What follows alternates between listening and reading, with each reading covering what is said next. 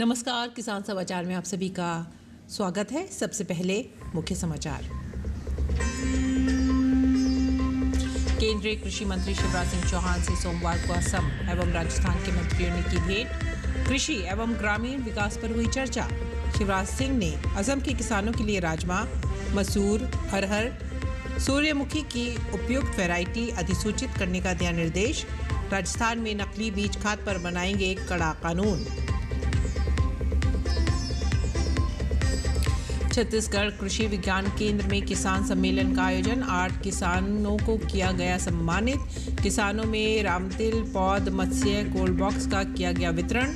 DAP के वैकल्पिक का उपयोग करने पर हुई बातचीत। बिहार सरकार ने ग्रामीण आजीविका के लिए जीविका के नाम से शुरू की एक पहल। उद्देश्य है स्वयं प्रतिबंधित सामुदायिक संस्थान और स्थायी आजीविका के माध्यम से आय में वृद्धि करके ग्रामीण गरीबों को सशक्त बनाना। भारतीय मौसम विभाग के मुताबिक जम्मू कश्मीर में भारी बारिश जारी रहने की आशंका। पंजाब, हरियाणा में हो सकती है हल्की से मध्यम बारिश। विदर्भ, छत्तीसगढ़, उड़ीसा में 27 जुलाई तक लगातार बारिश। मछुआरों को अरब सागर और बंगाल की खाड़ी में समुद्री गतिविधियों से बचने की सलाह।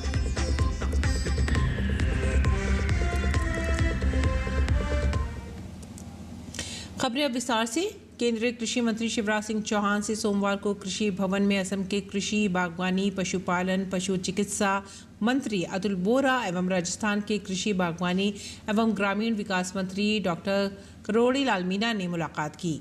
इन दोनों मंत्रियों के साथ बैठक में दोनों राज्यों में कृषि एवं ग्रामीण विकास के संबंध में चर्चा हुई। शिवराज सिंह ने कहा कि असम व राजस्थान सहित सभी राज्यों के किसानों, ग्रामीणों के समग्र विकास के लिए प्रधानमंत्री नरेंद्र मोदी के नेतृत्व में केंद्र सरकार पूरी तरह से प्रतिबद्ध है। जहां कहीं भी किसानों को कोई समस्या आती है तो हम सदैव उनके साथ हैं।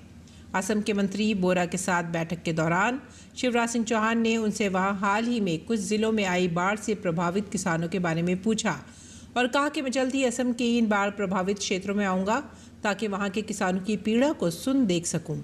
असम के मंत्री की ओर से समस्या बताई गई कि वहां कुछ उपजों की वैरायटी अधिसूचित नहीं है, जिस पर केंद्रीय मंत्री शिवराज सिंह ने राज्य के किसानों के हित में भारतीय कृषि अनुसंधान परिषद ICAR को निर्देशित किया कि वह असम के हिसाब से उपयुक्त राजमा, मसूर, अरहर, सूरजमुखी, चारा, मक्का, लहसुन, प्याज की वैरायटी को अधिसूचित करें। राजस्थान के मंत्री मीणा ने बैठक में शिवराज सिंह को राजस्थान में की गई नकली बीज खाद संबंधी कार्रवाई की रिपोर्ट दी। इस दौरान शिवराज सिंह ने कहा कि इस संबंध में सख्त से सख्त कार्रवाई के लिए तत्संबंधी कानून को कड़ा बनाया जाएगा, जिसकी प्रक्रिया भी प्रारंभ की जा चुकी है। और प्रधानमंत्री किसान सम्मान निधि योजना बिहार के वैशाली जिले के किसानों के लिए आर्थिक संबल बनकर उभरी है। इस योजना के तहत किसानों को प्रतिवर्ष 6,000 रुपये की आर्थिक सहायता 3 किस्तों में प्रदान की जाती है, जो उनकी खेतीबाड़ी की लागत को पूरा करने में महत्वपूर्ण भूमिका निभा रही है। इस योजना से लाभान्वित किसानों ने प्रधानमंत्री नरेंद्र मोदी के प्रति आभार व्यक्त किया है, जिन्होंने छोटे और मध्यम वर्ग के किसानों की आर्थिक स्थिति को मजबूत करने के लिए इस पहल की शुरुआत की। वैशाली जिले के किसान वीर बहादुर सिंह ने बताया कि इस योजना ने उनकी ज़िंदगी में बड़ा बदलाव लाया है। उन्होंने कहा कि पहले समय पर बीज और खाद खरीदने के लिए पैसे की कमी के कारण फसल की बुआई में देरी होती थी, लेकिन अब इस योजना की सहायता से समय पर खेतीबाड़ी हो रही है। इससे न केवल उपज बढ़ी है बल्कि मुनाफा भी होने लगा है। उन्होंने कहा कि हम जैसे छोटे किसानों के लिए ये योजना किसी संजीवनी से कम नहीं है। एक अन्य किसान ने भी कहा कि इस योजना से मिलने वाली राशि से खाद, बीज और अन्य कृषि सामग्री खरीदना आसान हो गया है। पहले पैसे की कमी के कारण कई दिक्कतों का सामना करना पड़ता था।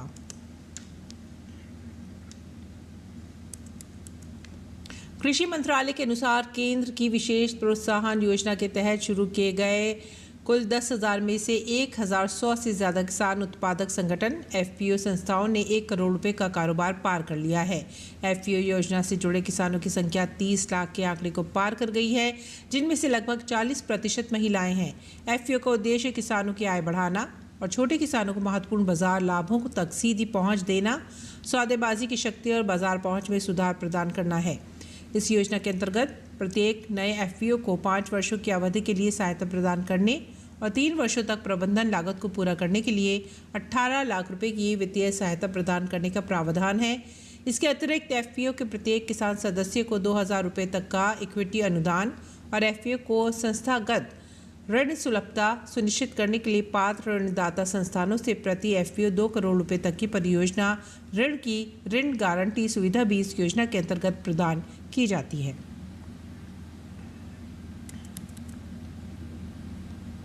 छत्तीसगढ़ के कृषि मंत्री रामविचार नेताम की उपस्थिति में सोमवार को ग्राम पंचायत जाबर के कृषि विज्ञान केंद्र में किसान सम्मेलन का आयोजन किया गया। कार्यक्रम में मंत्री नेताम के द्वारा कृषि विज्ञान केंद्र के 8 किसानों को सम्मानित किया गया। कृषि विभाग से 20 किसानों को, रामतिल उद्यान विभाग से 67 किसानों को पौध वितरण, मत्स्य विभाग के द्वारा 1 किसान को कोल्ड बॉक्स और वन विभाग अंतर्गत 10 महिलाओं को चरण पादुका का वितरण किया गया। साथ ही स्वेच्छा अनुदान राशि के चेक का वितरण भी किया गया। इस दौरान कृषि मंत्री रामविचार नेताम ने प्राकृतिक खेती एवं फसल प्रबंधन पुस्तक का विमोचन किया। कार्यक्रम में संबंधित विभागों द्वारा फसल बीमा, विभागीय योजनाओं की जानकारी दी गई। किसानों ने भी प्राकृतिक खेती के संबंध में अपने अनुभव साझा किए। मंत्री नेताम ने कहा कि प्रतिवर्ष धान की खरीदी के समर्थन मूल्य में निरंतर वृद्धि की जा रही है, जिससे किसानों को उनकी उपज का समुचित मूल्य मिल रहा है, जिससे क्षेत्र में भी किसान बहुतायत से धान की फसल ले रहे हैं। उन्होंने धान के स्थान पर अन्य फसल जैसे मोटा अनाज, दलहन, तिलहन जैसे फसलों को लेने के लिए प्रेरित किया, जिससे कृषि विविधीकरण को बढ़ावा मिल सके। साथ ही उन्होंने डीएपी के वैकल्पिक का उपयोग करने की बात भी कही। उन्होंने कहा कि तेंदुपत्ता संग्राहक को डीबीटी के माध्यम से सीधे खाते में राशि का अंतरण किया जा रहा है। और उत्तर प्रदेश के मिर्जापुर विकासखंड राजगढ़ के हिनौता गांव में सोमवार को सहायक विकास अधिकारी कृषि संतोष कुमार ने ढैंचा की फसल का निरीक्षण किया। इस दौरान उन्होंने किसानों को ढैंचा की खेती के लाभों की जानकारी भी दी और इसे अपनाने के लिए प्रेरित किया। एडीओ कृषि संतोष कुमार ने बताया कि विकासखंड क्षेत्र के 125 किसानों को अनुदान पर कुल 44 क्विंटल ढैंचा बीज का वितरण किया गया था। निरीक्षण के क्रम में उन्होंने खेत पर पहुंचकर फसल की स्थिति देखी और किसानों को बताया कि ढैंचा हरी खाद के रूप में बेहद उपयोगी है। इसके प्रयोग से धान में लगने वाले रोग कम होते हैं, साथ ही रस चूसक कीटों का प्रभाव भी घटता है। उन्होंने कहा कि ढैंचा मिट्टी की उर्वर क्षमता को बढ़ाता है, पानी को रोकने की क्षमता विकसित करता है और मिट्टी को नर्म बनाए रखता है। इससे रासायनिक उर्वरकों की आवश्यकता कम होती है और पैदावार में भी वृद्धि होती है। छोटे से लेकर बड़े हर किसान को इसकी खेती करनी चाहिए। जीविका गरीबी उन्मूलन के लिए बिहार सरकार की एक पहल है। जीविका बिहार ग्रामीण आजीविका परियोजना विश्व बैंक द्वारा सहायता प्राप्त बिहार सरकार की एक परियोजना है। इसका उद्देश्य स्वयं प्रतिबंधित सामुदायिक संस्थान बनाकर और स्थायी आजीविका के माध्यम से आय में वृद्धि करके ग्रामीण गरीबों को सशक्त बनाना है। ग्राउंड जीरो पर बिहार से इस योजना की सफलता की हकीकत हमारे संवाददाता कुमार आलोक बता रहे हैं। ये है अनुराधा कुमारी। इनके जीवन में रोजाना जीवन की कश्ती चलाने की कश्मकश थी। इन्हें पता चला बिहार ग्रामीण आजीविका परियोजना के बारे में। ये सेल्फ हेल्प ग्रुप से जुड़ी और जीविका परियोजना ने इनके सपने को पंख लगा दिया। समूह से लेके मशीन 10,000 लेके मशीन लिए हैं, उसका बाद दे दिए, कर चुका दिए। उसका बाद फिर लिए 20,000, वो भी दे दिए। उसका बाद कपड़ा लेने के लिए 1 लाख रुपया मिला है, उसमें किस्त बाई करके 50,000 चुका दिए हैं, 50,000 बाकी है। जीविका परियोजना के सपने को मूर्त रूप देने में ग्रामीण महिलाओं की भूमिका नाकाबिले दीद है। जीविका में हम भी जुड़े हुए हैं, तो कुछ हमको भी मन किया कि दुकान बिजनेस ले, तब जीविका से हम भी 50,000 रुपया ले ले हैं लोन, और उसके अथी से दुकान दिए हैं, सिंगार के है और सिलाई है, सिलाई करते हैं। उसी तरह से कमा रहे हैं, खा रहे हैं। 3 बच्चा है, तो पढ़ा लिखा रहे हैं खुशी से। वहाँ पर दीदी आए थे वो जोड़ने के लिए, तो जोड़े हैं समूह में 10 रुपया जमा करते थे और फिर वही वापस करते हैं। लिए हैं कर्जा, तो वो दुकान भी बेल में है, मेरा बच्चा दे रहा दुकान, उसमें भी दिए थे लेके। गौरतलब है कि 2006 में नीतीश सरकार ने विश्व बैंक की सहायता से जीविका परियोजना की शुरुआत की थी। आज इस परियोजना से करीब 1 करोड़ 40 लाख महिलाएं जुड़ चुकी हैं, जो अपने पैरों पर खड़ी हैं और आत्मनिर्भर जीवन जी रही हैं। जीविका में जो काम हो रहा है वो अद्वितीय है और आज लगभग 11 लाख स्वयं सहायता समूह बिहार में है। 1 करोड़ 40 लाख परिवार आज स्वयं सहायता समूह से जुड़ गए हैं। जीविका के द्वारा रोजगार भी सृजन हो रहा है। कहीं दुकान खोल रहे हैं, कहीं गाय ले रहे हैं, कहीं भैंस ले रहे हैं, कहीं बकरी ले रहे हैं। तो इस तरह के काम भी करके आगे बढ़ने और बढ़ाने का काम हुआ है। इस राज्य में लगभग 25 लाख जो जीविका की दीदियां हैं वो आज लाखपति दीदी बन गई है। जीविका की विभिन्न योजनाओं जैसे दीदी की रसोई, दीदी की नर्सरी, सिलाई केंद्र, मधुमक्खी पालन, मछली पालन आदि जीविकोपार्जन क्षेत्र द्वारा भी दीदियों के आजीविका संवर्धन को बल मिलेगा। नीतीश कुमार और एनडीए की सरकार ने बिहार में जीविका के माध्यम से महिलाओं को न सिर्फ आत्मनिर्भर किया है बल्कि उन्हें आर्थिक रूप से समृद्ध भी बनाया है। कैमरामैन विनोद ओझा के साथ गुब्बारा आलोक, डीडी न्यूज, नालंदा। राजस्थान के मुख्यमंत्री भजनलाल शर्मा के नेतृत्व में राजस्थान ऊर्जा के क्षेत्र में आत्मनिर्भर बनने की दिशा में निरंतर अग्रसर हो रहा है और सौर ऊर्जा के साथ विकेंद्रित सौर ऊर्जा के क्षेत्र में भी देश का प्रमुख हब बनकर उभर रहा है। ये प्रधानमंत्री किसान ऊर्जा सुरक्षा एवं उत्थान महाअभियान कुसुम योजना की ज़मीनी स्तर पर प्रभावी क्रियान्वयन से संभव हुआ है। इसकी बदौलत राज्य में कुल 1305 मेगावाट क्षमता के 684 विकेंद्रित सौर ऊर्जा संयंत्र स्थापित हो चुके हैं। इनमें से 11 से 90 मेगावाट क्षमता के 592 प्लांट मात्र 1 साल के भीतर विकसित किए जा चुके हैं। योजना के कंपोनेंट ए में अधिकतम 2 मेगावाट तथा कंपोनेंट सी में अधिकतम 5 मेगावाट क्षमता तक के ग्रिड कनेक्टेड प्लांट लगाए जाने का प्रावधान है। कंपोनेंट सी में संयंत्र स्थापित करने पर केंद्र सरकार की ओर से प्रति मेगावाट अधिकतम 1 करोड़ 5 लाख रुपए लागत का 30% की सहायता दे है।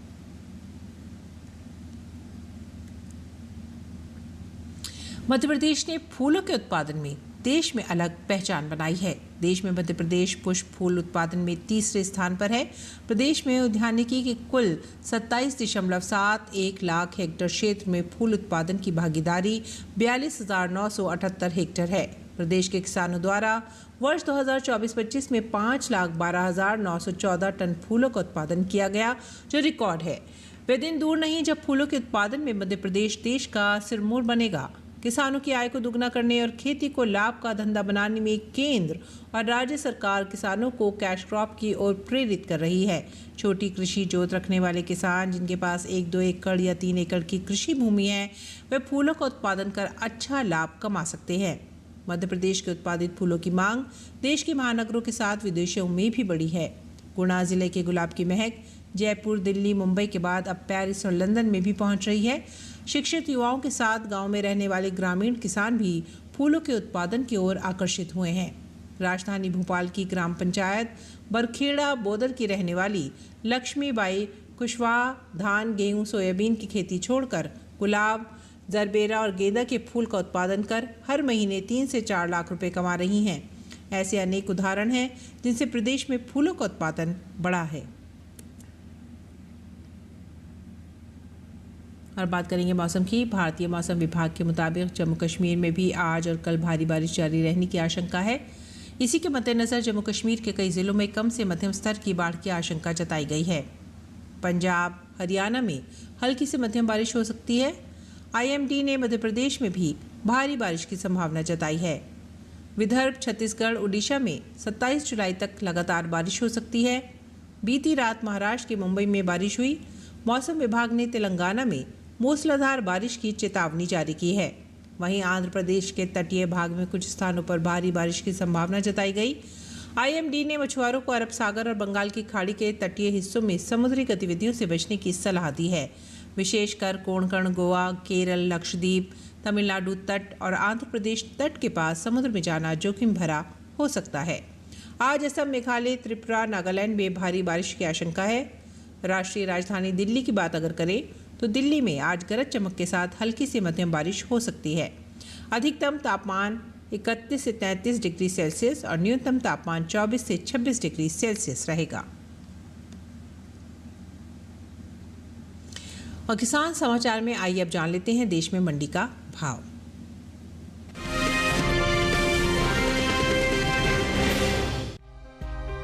मंडियों में इन दिनों सोयाबीन की आवक सामान्य देखने को मिल रही है। बात हाजिर भाव की करें तो एगमार्कनेट के मुताबिक गुजरात की धोराजी मंडी में 19 जुलाई को सोयाबीन की कीमत रही 4030 रुपए, जो कि 21 जुलाई को 75 रुपए की बढ़त के बाद 4105 रुपए हो गई। मध्य प्रदेश की इंदौर मंडी में इस दौरान सोयाबीन की खरीद गिरावट के साथ हुई। 19 जुलाई को यहां इसका भाव रहा 4330 रुपए, जो कि 21 जुलाई को 60 रुपए टूटकर 4270 रुपए पर आ गया। वहीं राजस्थान की उदयपुर मंडी में सोयाबीन के सौदे कमजोरी के साथ हुए। यहां 21 जुलाई को इसका भाव 25 रुपए गिरकर 4175 रुपए से 4150 रुपए पर आ गया। हाल ही में कैबिनेट ने खरीफ फसलों के न्यूनतम समर्थन मूल्य यानी एमएसपी को मंजूरी दी थी। प्रधानमंत्री श्री नरेंद्र मोदी जी की अध्यक्षता में आर्थिक मामलों की मंत्रिमंडलीय समिति ने विपणन सीजन 2025-26 के लिए 14 खरीफ फसलों के न्यूनतम समर्थन मूल्य में बढ़ोतरी की थी। सरकार के इस फैसले से किसानों को उनकी फसलों का उचित दाम मिलेगा, साथ ही आय में भी इजाफा होगा। पिछले साल की तुलना में इस साल खरीफ राम तिल, रागी, कपास और तिल पर सबसे ज्यादा एमएसपी बढ़ाई गई है। इन 14 खरीफ फसलों में पीली सोयाबीन भी शामिल है। पीली सोयाबीन का एमएसपी साल 2024-25 के दौरान 4892 रुपए प्रति क्विंटल था, जिसकी एमएसपी साल 2025-26 के दौरान 436 रुपए बढ़ाकर 5328 रुपए प्रति क्विंटल तय की गई है। बता दें कि कृषि एवं किसान कल्याण मंत्रालय की ओर से साल 2024-25 के कृषि फसलों के तीसरे अग्रिम अनुमान को जारी किया गया है, जिसके मुताबिक साल 2024-25 के दौरान खरीफ सोयाबीन की पैदावार में बढ़ोतरी हो सकती है, जिसका असर सोयाबीन के बाजार भाव पर पड़ सकता है। साल 2024-25 के दौरान खरीफ सोयाबीन की उपज 151.80 लाख टन होने का अनुमान है, जबकि बीते साल इस दौरान खरीफ सोयाबीन की उपज 130,62,000 टन रही थी।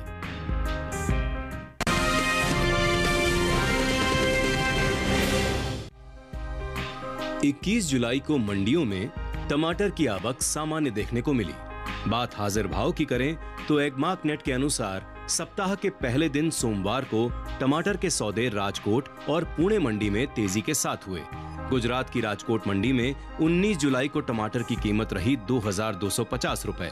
21 जुलाई को इसके भाव में 750 रुपए की मजबूती आई और टमाटर का भाव हो गया 3000 रुपए। जबकि हरियाणा की गुरुग्राम मंडी में इस दौरान टमाटर के सौदे स्थिर भाव पर हुए। यहाँ दोनों दिन यानी 19 और 21 जुलाई को टमाटर का भाव 1500 रुपए पर टिका रहा। वहीं महाराष्ट्र की पुणे मंडी में टमाटर के भाव में बढ़त दर्ज की गई। यहाँ बीते शनिवार टमाटर का भाव रहा 1000 रुपए। सोमवार को इसके सौदों में 250 रुपए का उछाल आया और भाव 1250 रुपए प्रति क्विंटल पर पहुंच गया। उत्तर प्रदेश की बात करें तो यहाँ की फतेहपुर मंडी में इस दौरान इसके सौदे गिरावट के साथ हुए।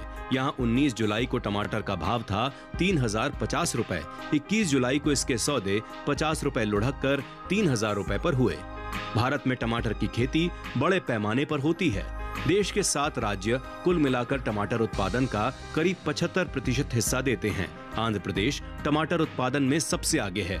यहाँ देश की कुल टमाटर पैदावार का लगभग 17% उत्पादन होता है। इसके बाद कर्नाटक, मध्य प्रदेश, तमिलनाडु, ओडिशा, गुजरात और पश्चिम बंगाल टमाटर की खेती में प्रमुख हैं। कृषि मंत्रालय के ताजा आंकड़ों के मुताबिक साल 2023-24 में देश में 213.20 लाख टन टमाटर की पैदावार हुई है। पिछले साल यानी 2022-23 में यह पैदावार करीब 204.25 लाख टन रही थी। यानी इस बार टमाटर की पैदावार में करीब 4.38% की बढ़ोतरी हुई है। ज्यादा पैदावार का असर टमाटर की कीमतों पर भी देखने को मिल सकता है।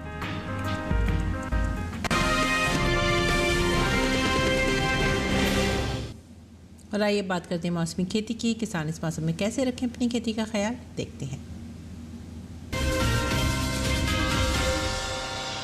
नमस्कार, आप देख रहे हैं डीडी किसान। मैं हूं एआई कृष और आज हम पश्चिम बंगाल और ओडिशा में होने वाली खेती किसानी से संबंधित सलाहों के बारे में पूरी जानकारी देंगे। पश्चिम बंगाल के पहाड़ी क्षेत्र में साफ मौसम के दौरान धान की रोपाई करें। धान की रोपाई के बाद 10 दिनों तक खेत में 1 से 2 सेंटीमीटर जल स्तर बनाए रखें। पश्चिम बंगाल के तराई वाले इलाके में खरीफ की धान, जूट और सब्जियों के खेतों में पर्याप्त जल निकासी की व्यवस्था करें। यहाँ के तटीय खारे इलाके में पान और सब्जियों की क्यारियों में फालतू पानी जमा न होने दें। पश्चिम बंगाल के लाल मिट्टी वाले क्षेत्र में अमन धान की नर्सरी बोने के लिए खेत तैयार करें। ओडिशा के उत्तर मध्य पठार इलाके में धान की नर्सरी, मक्का और सब्जियों के खेतों से फालतू पानी बाहर निकालें। ओडिशा के क्योंझर जिले में जलभराव वाली स्थिति के चलते मक्का की बुवाई टाल दें। ओडिशा के उत्तर पश्चिमी पठार क्षेत्र में अरहर की बुवाई करें। यहाँ के किसान इन दिनों मिलेट्स यानी मोटे अनाजों की रोपाई कर सकते हैं, लेकिन इस बात का ध्यान रखें कि खेतों में फालतू पानी न भरें। ओडिशा के पूर्वी और दक्षिण पूर्वी तटीय इलाकों में मूंग, उड़द, मूंगफली, मक्का और धान की नर्सरी के खेतों में पर्याप्त जल निकासी की व्यवस्था सुनिश्चित करें। ओडिशा के पश्चिमी मध्य क्षेत्र में खरीफ की धान की नर्सरी बोएं। जिन इलाकों में किसान पहले ही खरीफ की नर्सरी बो चुके हैं, वहां रोपाई के लिए खेत तैयार करने का काम करें। ओडिशा के उत्तरी मध्य पठार इलाके में धान की रोपाई होने के बाद पर्याप्त जल स्तर बनाए रखें। साथ ही मेड़ों को बनाने या मजबूत करने का काम करें। इसी तरह कृषि और किसानों से जुड़ी हर महत्वपूर्ण जानकारी के लिए हमारे साथ जुड़े रहिए और देखते रहिए डीडी किसान। धन्यवाद।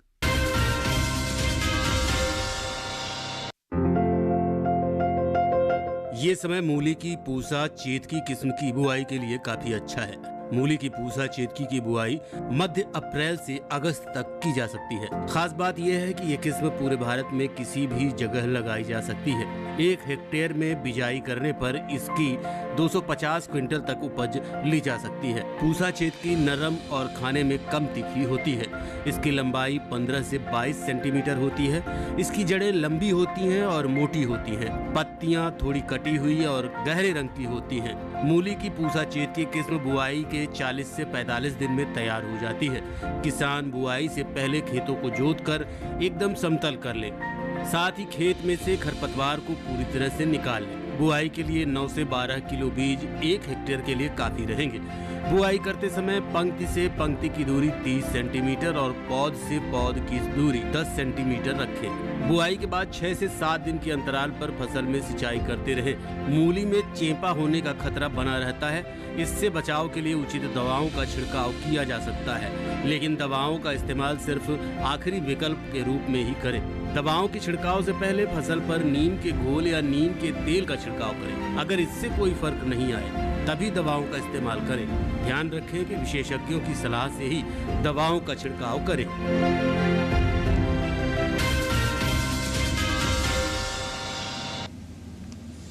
खेती किसानी के साथ साथ आइए अब नजर डाल लेते हैं कुछ और महत्वपूर्ण खबरों पर। खास खबर में उपराष्ट्रपति जगदीप धनखड़ ने सोमवार को अपने पद से इस्तीफा दे दिया। राष्ट्रपति द्रौपदी मुर्मू को भेजे गए इस्तीफा पत्र में उन्होंने स्वास्थ्य संबंधी समस्याएं बताई हैं। बिहार में विशेष गहन पुनरीक्षण के मामले पर चुनाव आयोग ने सुप्रीम कोर्ट में जवाब दाखिल किया है। आयोग ने राजनीतिक दलों की ओर से दायर याचिकाओं में लगाए गए आरोपों को सिरे से खारिज किया है। बिहार में शिक्षा विभाग के अपर मुख्य सचिव डॉक्टर एस सिद्धार्थ ने अपने पद से इस्तीफा दे दिया है। उन्होंने भारतीय प्रशासनिक सेवा से स्वैच्छिक सेवा निवृत्ति योजना के तहत इस्तीफा दिया है। भारतीय अंतरिक्ष अनुसंधान संगठन यानी कि इसरो एक बार फिर स्पेस में नया कीर्तिमान रचने जा रहा है। दरअसल इसरो नासा के साथ मिलकर मानव इतिहास का सबसे ताकतवर सैटेलाइट प्रक्षेपित करने की तैयारी कर रहा है। हरियाणा में आज सुबह भूकंप के झटके महसूस किए गए। राष्ट्रीय भूकंप विज्ञान केंद्र के अनुसार आज सुबह लगभग 6 बजे रिक्टर स्केल पर 3.2 तीव्रता का भूकंप आया। राजस्थान के बीकानेर जिले में श्री डूंगरगढ़ कस्बे के पास जयपुर रोड पर 2 कारों के आमने सामने जबरदस्त भिड़ंत हो गई है। इस हादसे में 5 लोगों की मौत हो गई। श्री डूंगरपुरगढ़ सीओ निकेत पारिक ने बताया कि दोनों कारों में कुल 9 लोग सवार थे। खाटू श्याम जी के दर्शन कर वापस लौट रहे थे, तभी ये भीषण टक्कर हुई। अमरनाथ मंदिर में पूजा अर्चना के लिए आज 3,536 तीर्थयात्रियों का एक नया जत्था जम्मू के भगवती नगर आधार शिविर से रवाना हुआ। तीर्थयात्रियों की सुरक्षित और सुगम यात्रा सुनिश्चित करने के लिए सुरक्षा बलों के साथ रवाना हुए। सावन के पवित्र महीने में कांवड़ यात्रा की विशेष रौनक दिखाई दे रही है। शिव भक्तों में भरपूर उत्साह देखा जा रहा है।